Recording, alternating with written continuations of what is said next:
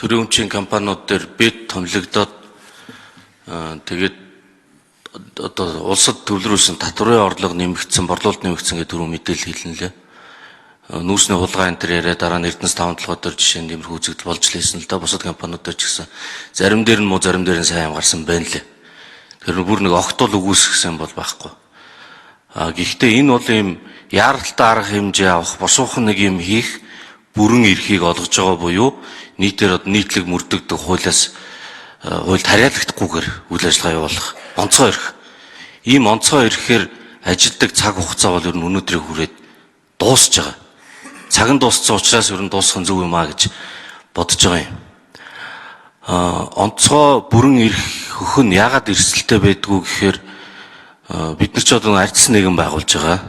Хуулийн засаглал гэж зүйл байна.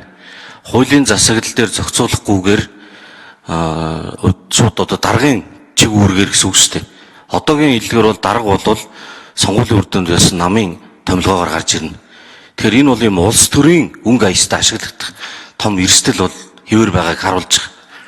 Анхны бүрэн эрх төлөөлөгч гэдэг үг чинь угаасаа нөгөө ардын комиссариатаас гарсан агуулгатай утга.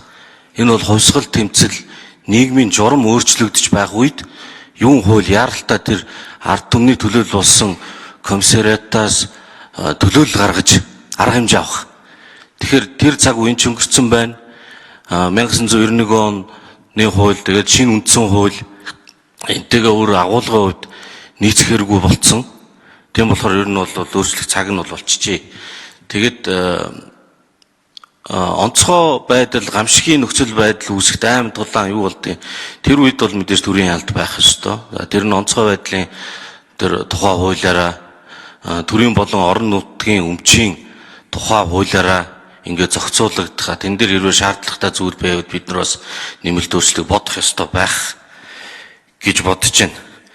Тэгээд энэ хуулийн төсөл хийцгэсэн шийдэгдээд хэлцгээр болох юм бол ажлын хэсэг гарч таарна. Би ажлын хэсгийг ахалж ажиллах саналтай байгаагаа илэрхийлж байна.